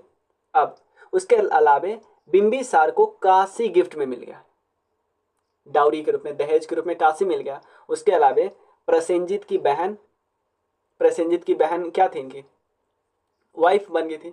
इनकी सेकेंड वाइफ थी चेलन, चेलन इनकी चेलन्ना बोलते थे, चेलन्ना। ये लिक्ष्मी प्रिंसेस थी, हमने देखा था ना, लिक्ष्मी प्रिंसेस थी। और इसके अलावा इनकी थर्ड वाइफ थी छेमा, ठीक है। छेमा मद्रा जो क्लेन है ना पंजाब में, वहाँ की प्रिंसेस थी। तो तीन वाइफ है, छेमा, चिलन्ना और थर्ड है कौशल देवी। तो कौशल देवी से इनको काशी मिल गया, चिलन्ना से भी बहुत कुछ मिल गया होगा। उसके बाद अंग को पहले दूसरा तरीका अपनाया, अंग को हरा दिया। बट इनके सबसे बड़े राइवल कौन थे, अवंती। मतलब मगध का सबसे बड़ा राइवल था उस समय अवंती। अवंती का कैपिटल हुआ करता था उज्जैन। तो अब बिंबिसार को और अवंती के राजा को लड़ना है। चंद्र प्रयोदत वहां के राजा थे, तो बी और सी को लड़ना है, वर्सेस है। बट क्या हुआ, लड़ाई तो हुआ, बट बाद में दोनों दोस्त बन गए। अब क्योंकि चंद्र प्रयोदत और बिंबिसार दोस्त बन गए, तो चंद्र प्रयोदत को एक बारी बीमारी हुई, तो बीमारी के लिए डॉक्टर कौन भेजेगा, भाई इनका दोस्त। बिंबिसार ने अपने रॉयल फिजिशियन जिनका नाम था जीवक, उनको उज्जैन भेजा कि भाई जाओ मेरे दोस्त चंद्र प्रयोदत को बचाओ, ठीक है। बिंबिसार पहले रूलर थे अभी तक, इतने जो शुरू से अभी डिस्कस किया अभी तक, जिन्होंने परमानेंट आर्मी रख ली। अभी तक लोग परमानेंट आर्मी नहीं रखते थे, ये परमानेंट आर्मी रखी। अब अजात शत्रु, इन्होंने क्या किया, अपने फादर को मार दिया और जेल कर दिया, इन्फ्रिजन किया और मार दिया। बिंबिसार के बाद अगला रूलर कौन बना, अजातशत्रु। इन्होंने कौशल किंग को हरा दिया। अब बोलो कौशल तो इनके मामा हो गए, कौशल के किंग इनके मामा हो गए, नहीं, क्योंकि इनके मामा ने थोड़ी सी वो कर ली थी शायद। काशी को जो डाउरी वाला था ना, उसने अपने मतलब कि इनके बहन के हस्बैंड के मरने के बाद इन्होंने नहीं दिया, फिर से कब्जा कर लिया, इसलिए लड़ाई हो गया था। तो इसने काशी भी कब्जा कर लिया और वैशाली भी कब्जा कर लिया। बहुत इंपॉर्टेंट था वैशाली को कब्जा करना। इनके समय में ही महापरिनिर्वाणा, मतलब इनके समय में देखो, ये हम ऐसा बोल सकते हैं ये कुछ ज़्यादा ही मनहूस था कि मतलब इस हिसाब से, क्योंकि इस समय ही महात्मा बुद्धा का भी महानिर्वाणा हो गया और लॉर्ड महावीरा का भी महानिर्वाणा हुआ। ये इनका निर्वाण कहाँ पे हुआ, पावापुर में। इनका निर्वाण कहाँ हुआ, कुशीनगर में, ठीक है। अजात शत्रु के पास इन दोनों के लिए बहुत बहुत ज़्यादा रेस्पेक्ट था। उसके अलावा इनके समय में फर्स्ट बुद्धिस्ट काउंसिल हुआ सप्तापर्णी केव में, जो कि राजगृह में, सप्तापर्णी केव में। और ये 32 साल तक राज किए थे और अपने ही बेटे के द्वारा मार दिया गया उद्यान। वो यही हो रहा है, ये अपने पापा को मारा तो इसका भी बेटा तो इनको मारेगा ना। अब देखो उद्यान, इन्होंने सिटी जो पाटलिपुत्र का शहर है उसको बनाया 455 बीसी में, जो कि गंगा और सोन रिवर के कन्फ्लुएंस पे बना था, और उसको फिर अपना कैपिटल भी बनाया। उसके बाद बहुत सारे कमजोर कमजोर आ गए। मेन आपको याद रखना है, लास्ट राजा नागदशक था। अब नेक्स्ट डायनेस्टी है शिशुनाग डायनेस्टी, ठीक है। इस समय में मगध के दो कैपिटल हुए करते थे, एक थे राजगीर और दूसरा था वैशाली, ठीक है। राजगीर और दूसरा था वैशाली। देखो इनसे पहले जो उद्यान थे वो पटना को, पाटलिपुत्र को कैपिटल बना लिए थे, फिर शिशुनाग उल्टा कर दिया। राजगीर इनका पुराना कैपिटल था नहीं, मगध का पुराना कैपिटल राजगीर था ना, राजगीर को फिर से कैपिटल बना लिया और वैशाली को। शिशुनाग ने इवन जो अवंती के साथ जो हजारों मतलब सैकड़ों साल पुराना जो दुश्मनी था, उसको, उस राइवलरी को खत्म कर दिया। शिशुनाग की मृत्यु हो गई 394 बीसी में, और उसके बाद आए काल अशोक सेकेंड बुद्धिस्ट काउंसिल करवाया और वैशाली में करवाया, ठीक है। और शबाकमी इसके प्रेसिडेंट थे। काल अशोक ने फिर से कैपिटल को चेंज करके पाटलिपुत्र कर लिया। काल अशोक के बाद 10 रूलर आए थे। 10 son ruled Magadha empire according to the Mahavamsa and ruler was last ruler थे एक्चुअली नंदी वर्मन, जिनको बोलते थे महानंदीन, नंदी वर्मन या महानंदीन। अब अगला डायनेस्टी जो आता है वो है महापद्म, सॉरी नंद डायनेस्टी।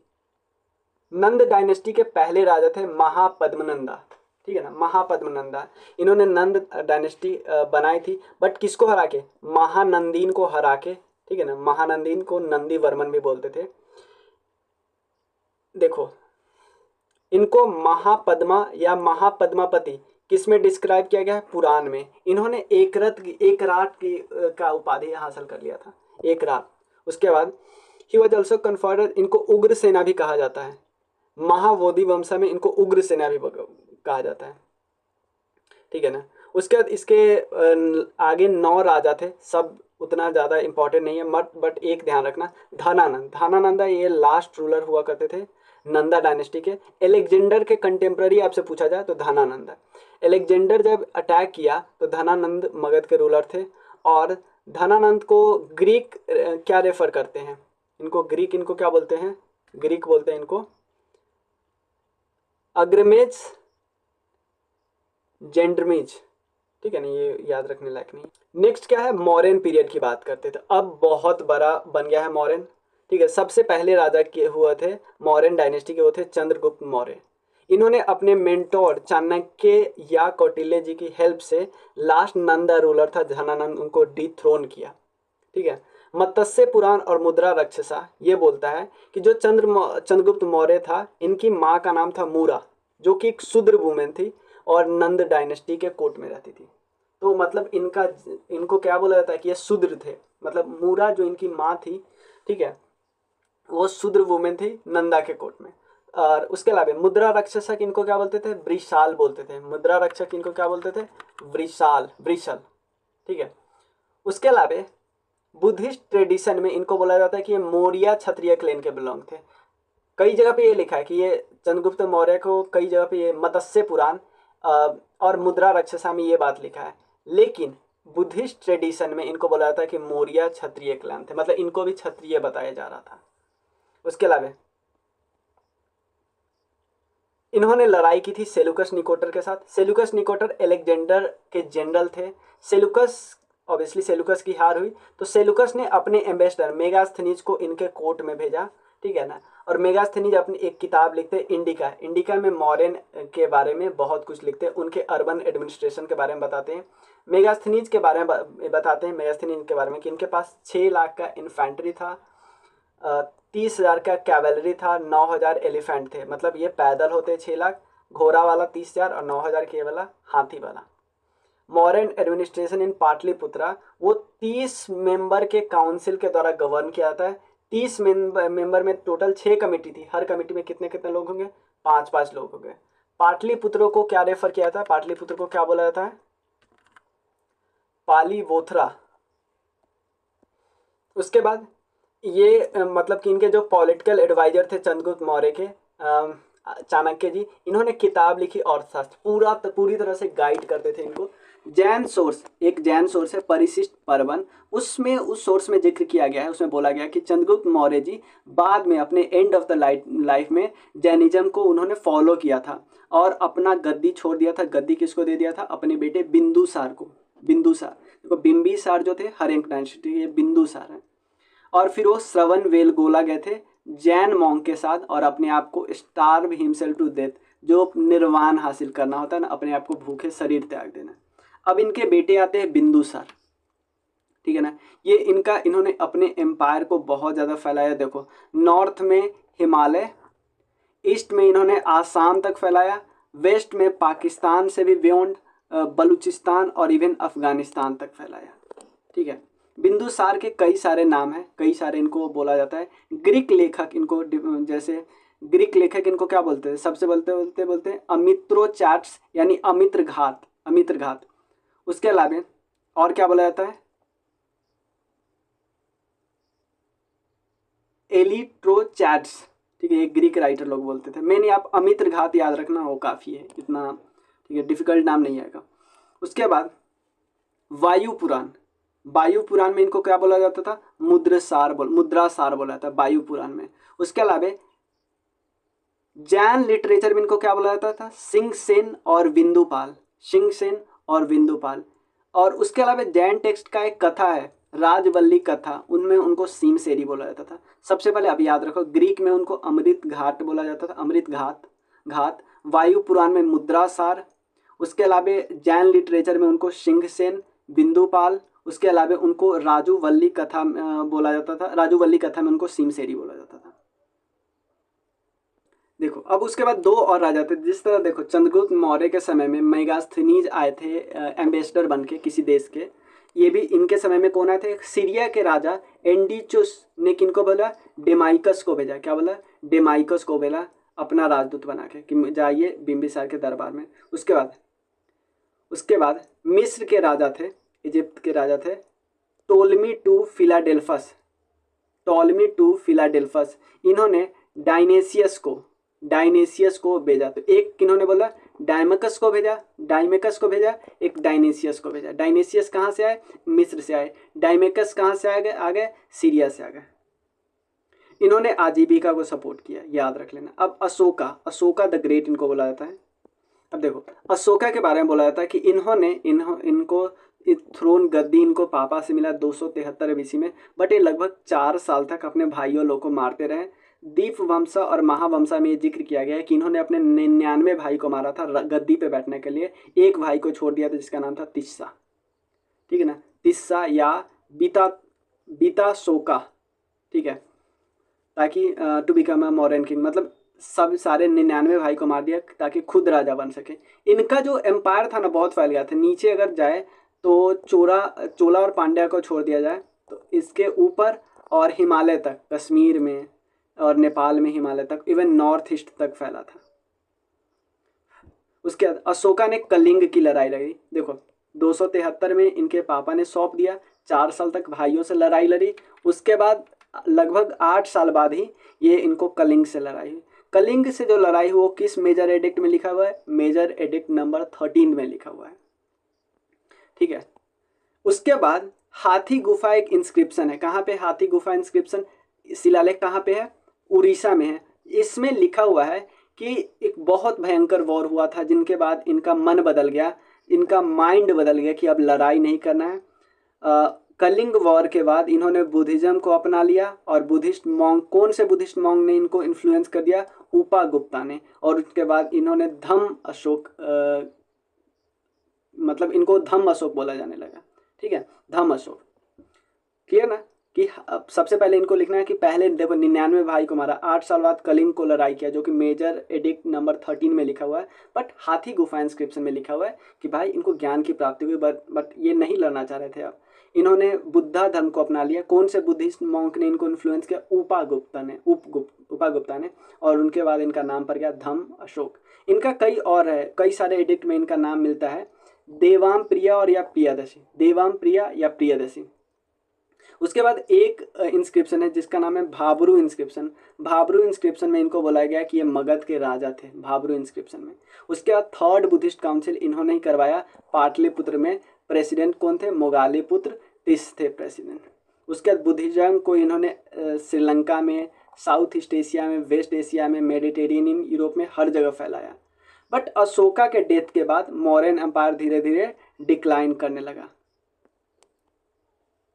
बहुत सारे सोर्स है जिससे अशोका के बारे में पता चलता है। अर्थशास्त्र, अशोका के एडिक्ट बहुत सारे मेजर, बहुत सारे माइनर एडिक्ट है। अशोक वर्धन, इन ये सब प्राइमरी सोर्स है। रिटन रिकॉर्ड मिलते हैं मॉडर्न टाइम्स के बारे में। अशोका ने बहुत सारे स्तूप बनाए और इन्होंने बहुत सारे स्टोन पिलर बनाए, बहुत सारे इंस्क्रिप्शन इनके द्वारा लिखा गया। 3 पिलर अशोका का बिहार में है। एक है लौरिया अरेराज ईस्ट चंपारण में, उसके बाद लौरिया नंदनगढ़ और रामपुरवा, ये दोनों वेस्ट चंपारण में। ये है ईस्ट में, ये है वेस्ट चंपारण में। मौर्य के एडमिनिस्ट्रेशन यानी प्रशासन के बारे में डिस्कस करते हैं। मौर्य को 4 प्रोविंस में बांटा गया था। जो 5वां प्रोविंस बना था वो कलिंग बना था, जिसको जीतने के बाद बनाया था। और सारे पे रूल कौन कर रहे थे? गवर्नर रूल कर रहे थे। जो एक आपने थ्योरी जरूर सुना होगा, साप्तांग थ्योरी।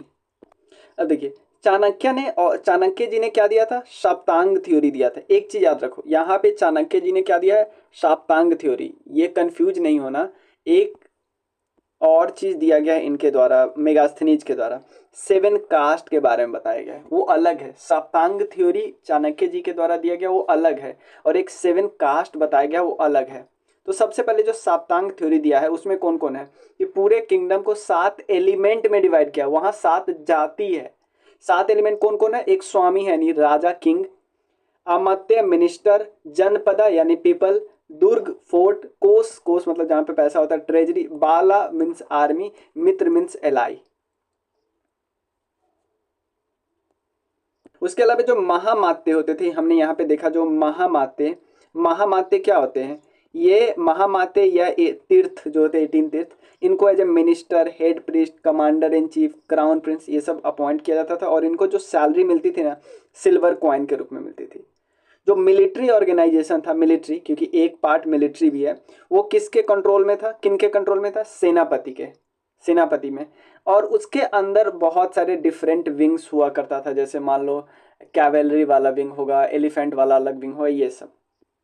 देखो 2 टाइप के कोर्ट है, एक धर्मस्थ्य, धर्मास्थिया जो इसको सिविल कोर्ट बोलते हैं, उसके अलावा एक है कंटक शोधन, कंटक शोधन ये क्रिमिनल कोर्ट है। 2 कोर्ट है, एक धर्मस्थ जो सिविल कोर्ट है, और एक कंटक शोधन है जो कि क्रिमिनल कोर्ट है। उसके अलावा एक अधिकारी है जिनका नाम है राजू का, आपसे पूछा जाएगा ये कौन ऑफिसर है, लैंड को मेजरमेंट करना, बाउंड्री को फिक्स करना, ठीक है ना, ये सब ये मेजर करते थे, ये उनके हेड थे रज्जुक। उसके अलावा गोपा क्या थे, ये ऑफिसर इंचार्ज थे विलेज के, और विलेज सरपंच को क्या बोला जाता था, ग्रामीणी, ठीक है। ऑफिसर इंचार्ज जो विलेज के होते थे उनको गोपाल बोला जाता था, विलेज सरपंच को ग्रामीणी बोला जाता था। उसके अलावा मॉडर्न इकोनॉमी को मैनेज किया जाता था 27 सुपरिटेंडेंट्स के द्वारा, जिसको बोलते हैं अध्यक्ष। करेंसी क्या क्या था, सिल्वर कॉइन जिसको पानाज बोलते थे, पाना, पन्ना या पन बोल सकते थे, कॉपर कॉइन था जिसको मसक, गोल्ड कॉइन जिसको निशा, निस्क, निस्क बोलते थे, निस्क। मेगास्थनीज 7 कास्ट के बारे में बताया, जो है philosopher, farmer, soldier, herdman, artisan, magistrate और काउंसलर।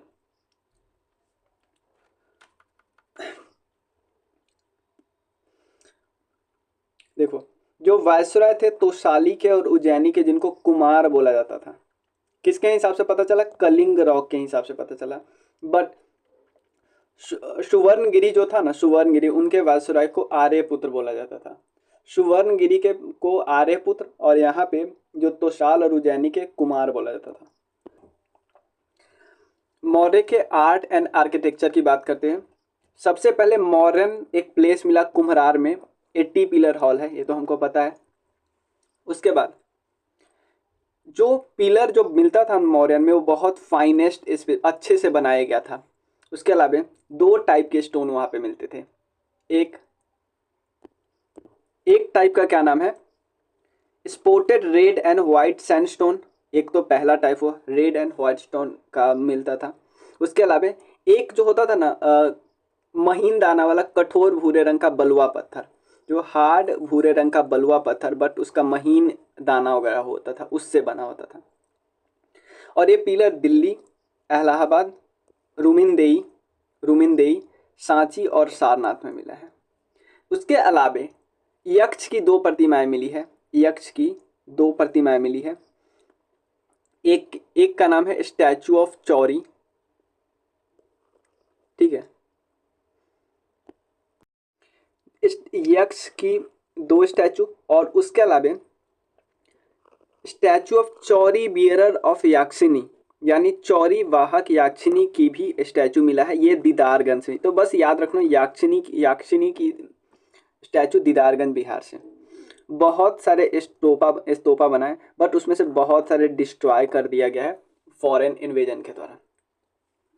उसके अलावा रॉक कट केव भी मिला, जहाँ पे कौन रहते थे, मॉन्क लोग रहते थे, और ये असेंबली हॉल हुआ करता है। देखो एक होता था चैत्य में पूजा होता था, मतलब उनका। एक होता था विहार में क्या होता था, वो लिविंग प्लेस होता था, विहार में लिविंग प्लेस। केव का जो इंटरनल वॉल होता था ना काफ़ी पॉलिश होता था, ऐसा लगता था जैसे आईना ही है, इतना पॉलिश, अच्छे से पॉलिश होता था। उसके अलावा एक देखो आपसे पूछा जाएगा बराबर हिल पे कौन कौन से केव, बराबर हिल पे कौन कौन केव है, एक लोमास ऋषि केव, लोमस ऋषि केव, और एक है सुदामा केव।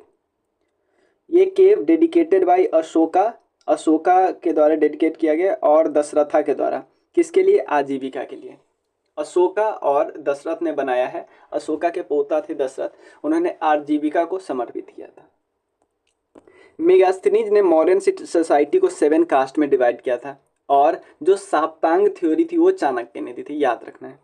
इसमें कौन कौन थे 7 कास्ट में? Philosopher, farmer, soldier, herdsmen, artisan, magistrate या काउंसलर। इन यहाँ पे बोला गया इनके द्वारा, मेगास्थनीज के द्वारा, कि कोई स्लेवरी नहीं था, बट बहुत से इंडियन सोर्सेज जो है ना मेगास्थनीज के बात को कॉन्ट्राडिक्ट करते हैं। मतलब इनका बोलना है कि स्लेवरी था, दासता था। कौटिल्य ने एक्चुअली रिकमेंड किया था कि वैश्य और शूद्र को भी आर्मी में इंडक्ट करते हैं, बट एक्चुअल इनरोलमेंट हुआ कि नहीं हुआ ये बहुत डाउटफुल है। उसके अलावा इन्होंने भी, कौटिल्य ने भी 4 कास्ट के बारे में बताया है। जो शूद्र का पोजीशन था धीरे धीरे इम्प्रूव हुआ, एग्रीकल्चर लेबरर बने, डोमेस्टिक स्लेव बने, इनके पास खुद अपना ज़मीन थोड़ा बहुत होने लगा। चलो, मौर्यन एम्पायर फॉल कैसे हुआ? देखो, अशोका के बाद एम्पायर 2 पार्ट में टूट गया। एक वेस्टर्न पार्ट है, एक है ईस्टर्न पार्ट। ईस्टर्न पार्ट जो चलाने लगे वो दशरथ कौन था? अशोका का पोता। और अशोका के बेटा जो कुणाल था वो वेस्टर्न पार्ट चलाने लगा, बट वेस्टर्न पार्ट जल्दी तहस नहस हो गया। जब बैक्टीरियन ने इन्वेड किया ना, तो वेस्टर्न पार्ट एम्पायर है ना वो कोलैप्स हो गया, लेकिन ईस्टर्न पार्ट अभी भी इंटैक्ट रहा अंडर संप्रीति। अशोका का दूसरा ग्रैंडसन था, उनके द्वारा, मतलब उन्होंने संभाल के रखा इस राज्य को। और जो संप्रीति था वो जैनिज्म का फॉलोअर था, याद रखिए। बृहद्रथ ये लास्ट रूलर था मौर्यन एम्पायर का, जिनको पुष्यमित्र शुंग ने एसासिनेट कर दिया था। बृहद्रथ क्या था? ये लास्ट रूलर था मौर्यन एम्पायर का, जिनको एसासिनेट कर दिया गया पुष्यमित्र शुंग के द्वारा। पोस्ट मॉडर्न पीरियड की बात करते हैं। देखो, जैसे ही कोई राजा कमजोर होता है, मतलब कोई राज्य कमजोर होता है, तो बहुत सारे अंदर और बाहर के लोग अटैक करने का कोशिश करते थे। कुछ अंदरूनी लोग तो थे ही, बट बहुत सारे बाहरी लोग भी आने लगे। इंडो ग्रीक, सीथियंस या शका जिसको भी बोलते हैं, पार्थियंस या पहलव और कुषाण। सबसे पहले वो पार्ट डिस्कस करते हैं, क्योंकि हमें बिहार स्पेशल डिस्कस करते हैं। तो पोस्ट मॉडर्न डायनेस्टी जो बिहार में आया, तो पहला डायनेस्टी है शुंग डायनेस्टी, यानी शुंग वंश। इसका फाउंडेशन स्टोन रखा गया था पुष्यमित्र शुंगा के द्वारा, क्योंकि उन्होंने मौर्य के लास्ट रूलर बृहद्रथ को मारा था। पुष्यमित्र कहाँ कहाँ राज किया? मगध में, कौशल में, शकल में, मालवा में और बेरार में। शाकल, मालवा और बेरार में। Pushyamitra Shunga actually Mauryan arm force के कमांडर इन चीफ थे, समझ में? सेना का अध्यक्ष हुआ करता था। ये ब्राह्मणिज्म के बहुत बड़े फॉलोअर थे, स्टॉन्च फॉलोअर थे, बहुत कट्टर अनुयायी हम ऐसे बोल सकते हैं। देखो, इनको क्या क्या बोला जाता है? इनको बोला जाता है, देखो, 2 किताबें हैं, दिव्यावदान और तारानाथ। मतलब दिव्यावदान और तारानाथ ये डिपिक्ट क्या करता है पुष्यमित्र शुंगा के, कि ये बुद्धिस्ट के बड़े इनेमी थे, दुश्मन थे। बट ऐसा भी कहीं कहीं एविडेंस मिलता है, बहुत सारे इनफ एविडेंस मिले हैं कि इन्होंने बुद्धिस्ट आर्ट को पेट्रोनाइज करने के लिए भी बहुत कुछ किया। समझ में है ना? दिव्यावदान और तारानाथ 2 चीज बोला जाता है कि पुष्यमित्र बौद्ध के शत्रु थे, बट बहुत सारे ऐसे एविडेंस भी मिले हैं जो बताता है कि ये बौद्ध कला का संरक्षण भी करते थे। बौद्ध कला का, बौद्ध धर्म का ऐसा नहीं लिखा है। उसके अलावा बुद्धिस्ट जो मॉन्यूमेंट था बरहुत और सांची में, उनको रेनोवेट इन्होंने ही कराया अपने ही समय में। 2 अश्वमेध यज्ञ करवाए अपने समय में। और ये बात कहाँ पे लिखा है? अयोध्या के इंस्क्रिप्शन में लिखा है। किसके द्वारा अयोध्या इंस्क्रिप्शन लिखा गया है? धनदेव के द्वारा। धनदेव ने क्या बोला है? धनदेव ने बोला है कि ये 2 अश्वमेध यज्ञ करवाए थे। पतंजलि जो संस्कृत के बहुत बड़े स्कॉलर है, जिनकी किताब है अष्टादयी, ये ऑथर थे महाभाष्य के। ये यज्ञ जब हुआ ना, तो उनके मेन प्रीस्ट कौन थे? मेन पुरोहित कौन थे? पतंजलि। ठीक है, महान संस्कृत विद्वान और महाभाष्य के लेखक पतंजलि। नहीं, मैं अष्टादयी बोला हूँ, उसके राइटर, उनका राइटर है पाणिनि, वो संस्कृत ग्रामर है, ये अलग मैं बोल देते, वो अष्टादयी अलग है। ये महाभाष्य लिखा था पतंजलि जी ने। बुद्धिस्ट रिकॉर्ड, जैसे एक रिकॉर्ड है अशोक वर्धन, उसमें बताया गया है कि बृहद्रथ के असैसिनेशन के बाद जो बुद्धिज्म धर्म था ना वो धीरे धीरे कम हुआ और हिंदुइज्म का रिसर्जेंस हुआ, उत्थान होने लगा। पुष्यमित्रा के बाद और ब्राह्मणिकल सोशल ऑर्डर आइडियल ये समय में इंक्रीज हुआ, बुद्धिज्म ग्रेजुअली डिक्लाइन होने लगा। पुष्यमित्रा के डेथ के बाद उनके बेटे अग्निमित्रा ये राज्य पे बैठे और ये एक कहानी है कालिदास जी के द्वारा, कालिदास जी का ड्रामा है मालविका अग्निमित्रम। तो उसमें मालविका एक लड़की है, अग्निमित्र ये ही है अग्निमित्र। तो हम बोल सकते हैं ये इनके ड्रामा के हीरो थे अग्निमित्र। पुराण में बताया गया है कि देवभूति 10वें और लास्ट रूलर थे शुंग डायनेस्टी के। कान्वा डायनेस्टी, कण्व डायनेस्टी की बात करते हैं। शुंगा डायनेस्टी को रिप्लेस इन्होंने किया। ये शुंगा डायनेस्टी के लास्ट रूलर जो थे ना देवभूति, उनको ओवरथ्रोन किया, उनको गद्दी से हटाया। और सुशर्मन ये इस डायनेस्टी के लास्ट रूलर थे, सुशर्मन। ठीक है। कान्वा का रूल जो है ना वो 45 साल में ख़त्म हो गया।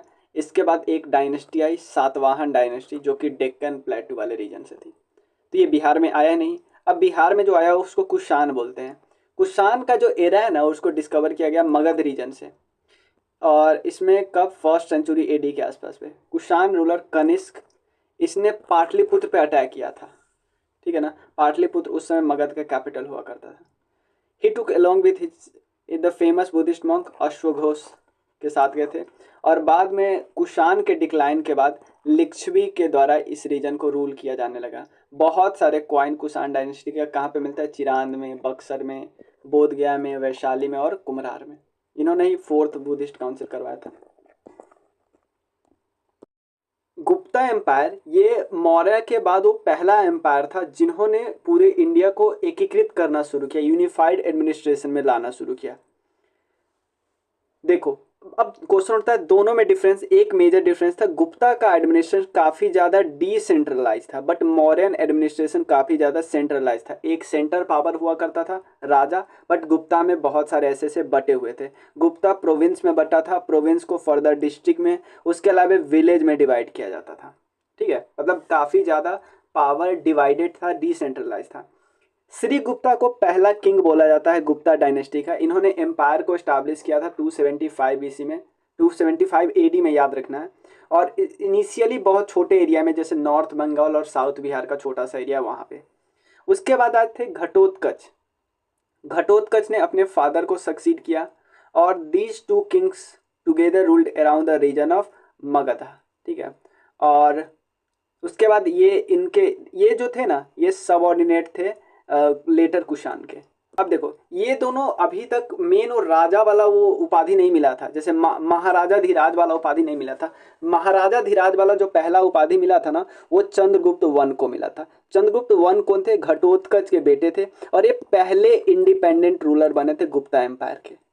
इनको टाइटल मिला था महाराजा धीराज। उसके बाद गुप्ता एरा इन्होंने स्टार्ट किया 319-320 AD के आसपास। ये इनका एम्पायर गैंगेटिक वैली में, बिहार, यूपी और बंगाल में था। चंद्रगुप्त वन का जो मैरिज शादी हुआ था ना वो लिच्छवी प्रिंसेस कुमार देवी से हुआ था। लिच्छवी की जो प्रिंसेस थी कुमार देवी, उनके साथ हुआ था। अब चंद्रगुप्त वन ने क्या किया था, गोल्ड कॉइन को इशू किया था इस इवेंट को कमोमरेट करने के लिए। उसके बाद इन्होंने अपने डोमिनियन को एक्सटेंड किया, गंगा वैली से प्रयाग और अवधलैंड तक इन्होंने फैला लिया। समुद्रगुप्त के बारे में बोला जाता है कि इन्होंने चंद्रगुप्त वन को सक्सीड किया। बहुत सारे इनके बारे में इंफॉर्मेशन याद रखना है। हरिसेन प्रयाग जो इंस्क्रिप्शन था ना हरिसेन ने लिखा था, उन्होंने बताया समुद्रगुप्त के बारे में। और प्रयाग जो इंस्क्रिप्शन है ना वो ब्राह्मी स्क्रिप्ट में लिखा था, बट संस्कृत लैंग्वेज में लिखा था। तो संस्कृत से इनकी बहुत ज़्यादा वो लगाव था, तो इनका दरबारी भाषा भी संस्कृत होना चाहिए, और यही था एक्चुअली। समुद्रगुप्त को नेपोलियन ऑफ इंडिया बोला जाता था, किनके द्वारा, विंसेंट ऑर्थर स्मिथ के द्वारा इनको बोला गया क्या, भारत के नेपोलियन। उसके अलावा चंद्रगुप्त के द्वारा चंद्रगुप्त देखो द मथुरा स्टोन इंस्क्रिप्शन वो किसके द्वारा लिखा गया था, चंद्रगुप्त 2। देखो समुद्रगुप्त के बाद जो आए थे, समुद्रगुप्त के बाद आए थे वो चंद्रगुप्त 2 आए थे, याद रखना। चंद्रगुप्त 2 का जो इंस्क्रिप्शन है मथुरा वाला, उसमें उन्होंने बताया कि समुद्रगुप्ता जो थे ना, समुद्रगुप्ता वो एक्सटर्मिनेटर ऑफ ऑल किंग थे। ठीक है ना, सभी राजाओं का जो संहारक बोला जाता था ना वो। तो देखो पहला शिलालेख किन के द्वारा लिखा गया, हरिसेन के द्वारा, प्रयाग प्रस्थि। और जो मथुरा वाला है वो चंद्रगुप्त टू के समय में लिखा गया था। समुद्रगुप्त अपने आप को क्या बोलते थे? लिच्छवी दुहित्र बोलते थे, लिच्छवी दुहित्र। इस पीरियड में जो श्रीलंका सेलोन के रूलर जिनका नाम था मेघवर्मन, उनको एक मोनास्ट्री बनवाना था, मठ बनाना था। क्यों बोधगया में? क्योंकि श्रीलंका से बहुत ज़्यादा लोग जाते थे, तो उनके रहने के लिए एक मठ बनवाना था। तो इन्होंने परमिशन लिया था समुद्रगुप्त से। इनको आर्ट का बहुत ज़्यादा शौक था, इनको इसलिए कविराज बोला जाता था। संस्कृत इनका कोर्ट लैंग्वेज था। हरिसेन और वसुबंधु इनके दरबार में रहते थे। हरिसेन और वसुबंधु, हरिसेन ने ही प्रयाग प्रस्ती लिखी थी। कुछ गोल्ड कॉइन में इनको वीणा बजाते हुए देखा गया है। इससे पता चलता है कि म्यूजिक में भी ये काफ़ी इंटरेस्टेड थे। ये बहुत बड़े हिंदुइज्म के बिलीवर थे, तो अब पता है। और ये लॉर्ड विष्णु की पूजा करते थे। उसके अलावा कई जगहों पे इन्होंने अटैक किया। कहाँ कहाँ अटैक किया? पद्मावती, मालवा, योध्याज, उसके अलावा अर्जुन नयन, मदुरा और अभीरो, और बाद में सबको मिला ली। इतना याद नहीं रखना नाम। उसके बाद ही रूल, इनका जो रूल था ना, हिमालय से लेके नर्मदा रिवर तक फैल गया था और ब्रह्मपुत्रा से लेके यमुना तक फैल गया था। इन्होंने सका और कुषाण दोनों को हराया वेस्टर्न पार्ट में। देखो इनके बीच, समुद्रगुप्ता और चंद्रगुप्त टू के बीच भी कुछ राजा थे, बट वो उतने इंपॉर्टेंट नहीं थे, इसलिए उनके बारे में नहीं करना है। चंद्रगुप्त टू ने अपने भाई जिन रामगुप्त था उनको मार दिया और उनके जगह पे राजा बने। उन्होंने जो रामगुप्त की पत्नी थी ध्रुवा देवी, उनसे शादी कर ली। उसके अलावा बहुत सारे फ्रेंडली रिलेशन बनाया, मैट्रिमोनियल अलायंस बनाया ताकि अपने एम्पायर को एक्सटेंड कर सके। उसके बाद इन्होंने कुबेर नागा से शादी की। कुबेर नागा सेंट्रल इंडिया के नागा प्रिंसेस थी, नागा की प्रिंसेस थी। और अपनी डॉटर को, ये चंद्रगुप्त टू अपनी डॉटर प्रभावती गुप्ता की शादी बकाटका किंग रुद्रसेन टू से की थी। सबसे पहले नागा प्रिंस से खुद शादी कर ली कुंवर नागा से, और अपनी बेटी प्रभावती गुप्ता की शादी करवा दी बकाटका के किंग रुद्रसेन टू से। उसके बाद मथुरा को इन्होंने जीता कुषाण से, गुजरात को जीता सका से। उसके अलावा कादम्ब रूलर से इन्होंने बहुत फ्रेंडली रिलेशन बनाई। उसके बाद इनको बोला जाता है कि लिटरेचर को काफ़ी ज़्यादा प्रमोट किया। उसके अलावा लर्निंग सेंटर कौन कौन थे? पाटलिपुत्र और उज्जैनी इमर्ज हुआ एज ए लर्निंग सेंटर इनके रीजन में। उसके अलावा याद रखना 9 रत्न थे जो इनके दरबार में थे। कालिदास जी, उसके बाद बेताल भट्ट, बराह मिहिर, फिजिशियन थे धन्वंतरी, बरूची, शंकु, अमर सिंह, छनपक और घाटकपार। तो ये इनके नवरत्न थे।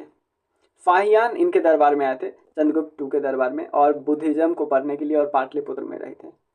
ये पहले गुप्ता किंग थे जिन्होंने गोल्ड कॉइन को इशू किया, ठीक है ना। इनको विक्रमादित्य बोला जाता था, और इन्होंने एक टाइटल लिया था जिनका नाम था सिंह विक्रमा, और इन्होंने उज्जैन को अपना सेकंड कैपिटल बनाया था। नेक्स्ट राजा थे कुमारगुप्त वन। चंद्रगुप्त टू के बाद सक्सीड किया कुमारगुप्त वन। इनको महेंद्र द्वितीय बोला जाता था, महेंद्र द्वितीय। इन्होंने नए टाइप के गोल्ड कॉइन को इंट्रोड्यूस किया। फर्स्ट जो हुनाज का अटैक हुआ था ना, वो इनके समय में हुआ था। He was very old that time. इन्होंने, कुमारगुप्त ने क्या बनाया? नालंदा यूनिवर्सिटी बनाया, सेंटर ऑफ लर्निंग बना था बहुत समय तक। और हुआन सांग ने इस यूनिवर्सिटी में पढ़ाई की थी। बाद में इस यूनिवर्सिटी को मामलुक डायनेस्टी के बख्तियार खिलजी ने 1197 में डिस्ट्रॉय कर दिया। उसके बाद लास्ट थे इम्पॉर्टेंट जो थे स्कंदगुप्त। जो भितारी इंस्क्रिप्शन है ना, भीतरी इंस्क्रिप्शन, उसमें स्कंदगुप्त को बताया गया कि इन्होंने पुष्य मित्रियों को हराया, जो कि एक जनजाति थे, और प्रोबेबली वो कहाँ पे रहते थे? इन एरिया में नर्मदा रिवर के तट के आसपास रहते थे। हुना के अटैक को इन्होंने रिपेल किया, और उसके बाद इनकी मृत्यु हुई 467 AD में। उसके बाद एन इंस्क्रिप्शन एट जूनागढ़ में इनकी इंस्क्रिप्शन है कि इनके गवर्नर ने रीएस्टोरेशन का काम कराया सुदर्शन लेक में, और सुदर्शन लेक बनाया गया था चंद्रगुप्त मौर्य के द्वारा, बट उनको स्कंदगुप्त ने उसका जीर्णोद्धार करवाया। स्कंदगुप्त का गुप्ता एम्पायर धीरे धीरे डिसइंटीग्रेट हुआ, छोटे छोटे रूलर आए, पुरुगुप्ता, बुद्धुगुप्ता, नरसिंहगुप्ता, भानुगुप्ता, ये सब। विष्णुगुप्ता थे लास्ट रूलर, याद रखिएगा। और धीरे धीरे सारे टूट गए और छोटे छोटे एम्पायर बन गए, जैसे मौखरियो।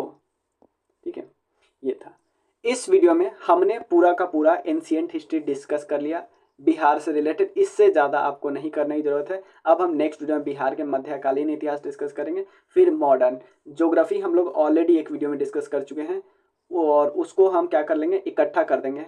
ठीक है, मिलते हैं। Thank you so much.